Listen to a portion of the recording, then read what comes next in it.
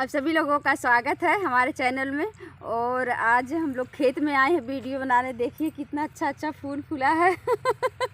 आप लोग गीत को पूरा सुनिएगा, अपना आशीर्वाद दुलार बनाए रखें और गीत को बताइएगा कि कैसी गीत है।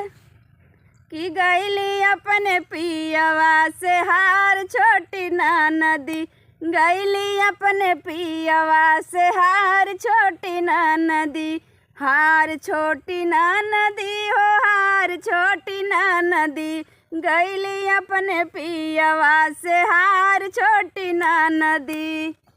खाए के मांगे पिया पूड़ी और मिठाई, खाए के मांगे पिया पूड़ी और मिठाई, ऊपर से चटनी अचार छोटी ना नदी, ऊपर से चटनी अचार छोटी ना नदी, गईली अपने पियवा से हार छोटी ना नदी, गईली अपने पियवा से हार छोटी ना नदी।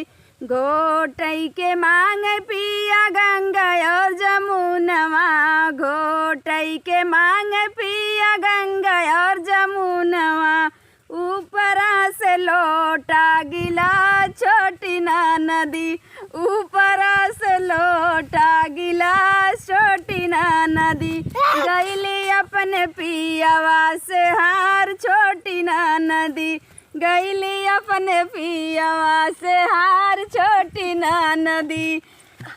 कूचई के मांगे पिया लवंग इलायची, कूचई के मांगे पिया लवंग इलायची, ऊपरा से गुटका पुकार छोटी ना नदी, गईली अपने पियवा से हार छोटी ना नदी, गईली अपने पियवा से हार छोटी ना नदी।